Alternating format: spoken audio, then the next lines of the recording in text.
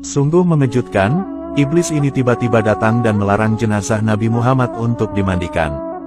Dikisahkan, setelah wafatnya Nabi Muhammad SAW, muncullah sebuah kejadian gaib. Waktu itu, sahabat Ali meletakkan jenazah Rasulullah di atas dipan untuk memandikannya. Tiba-tiba, muncullah suara gaib yang terdengar dari sudut rumah dengan suara yang sangat keras. "Janganlah kalian memandikan Muhammad, sebab dia suci dan mensucikan." Sahabat Ali lantas sedikit terpengaruh dengan suara itu. Sahabat Ali lalu bertanya, "Hei, siapakah kamu? Sesungguhnya Nabi telah menyuruh kami melakukan hal itu, yaitu memandikan jenazahnya." Kemudian, tiba-tiba muncullah dan terdengar suara lainnya. "Wahai Ali, mandikanlah ia, Rasulullah." Karena, sesungguhnya seruan suara yang pertama adalah iblis yang dengki kepada Nabi Muhammad, dan bermaksud agar Nabi Muhammad masuk ke dalam kuburnya dalam kondisi tidak dimandikan. Sahabat Ali lantas berkata, "Semoga Allah membalas kebaikan kepadamu sebab engkau telah memberitahuku bahwa itu adalah iblis." "Siapakah sebenarnya Anda?" Seruan kedua menjawab, "Aku adalah Nabi Khidir. Aku menghadiri jenazah Nabi Muhammad SAW. Nabi Khidir alaihi salam merupakan salah satu Nabi Allah yang dipanjangkan umurnya hingga saat ini, beliau masih hidup sampai sekarang.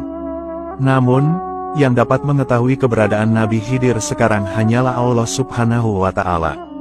Ternyata, Nabi Khidir alaihi salam waktu itu ikut bertaksiah atas wafatnya Rasulullah SAW.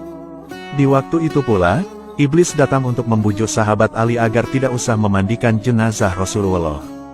Namun, atas petunjuk Nabi Khidir, akhirnya sahabat Ali mantap untuk memandikan Rasulullah SAW.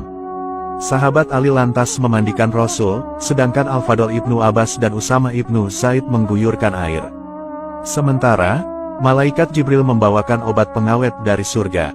Setelah dimandikan, kemudian jenazah Rasulullah SAW dikafani. Setelah jenazah Rasulullah telah dimandikan, dikafani, dan disolati, barulah jenazah Rasulullah disemayamkan ke liang kubur. Jenazah Rasulullah dimakamkan di kamar Siti Aisyah radhiyallahu anha pada malam Selasa, dan ada pula yang mengatakan pada malam Rabu tengah malam. Siti Aisyah lantas berdiri di atas kubur Nabi dan berkata, "Wahai orang yang tidak pernah memakai sutera dan tidak pernah tidur di atas kasur yang empuk. Wahai orang yang keluar dari dunia, sedangkan perutnya tidak pernah kenyang dengan roti gandum.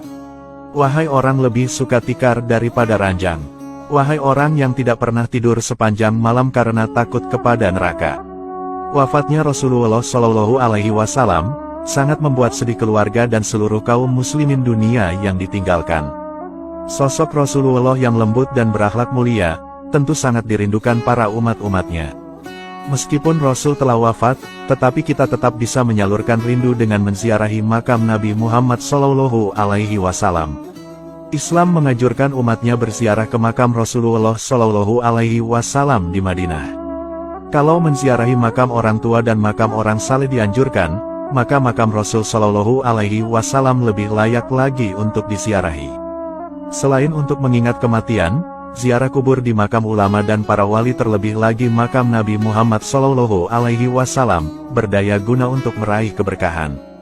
Rasulullah SAW sendiri menganjurkan umatnya untuk menziarahi makamnya di banyak hadis.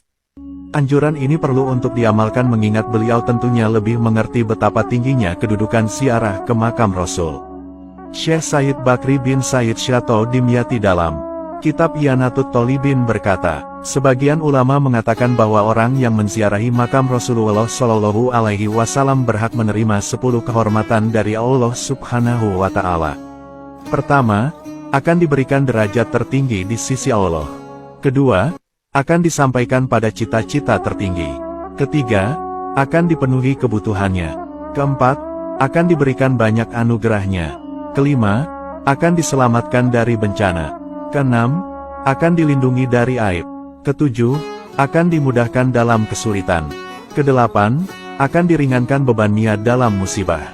Kesembilan, dapat merasakan apa yang akan terjadi. Kesepuluh, akan mendapat limpahan rahmat Allah Subhanahu wa Ta'ala.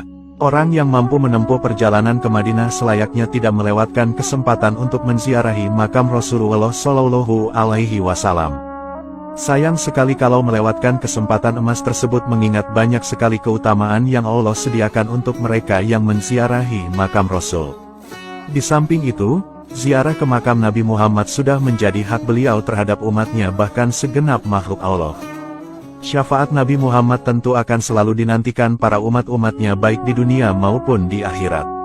Semoga kita semua bisa senantiasa dapat meneladani akhlak mulia Nabi Muhammad SAW.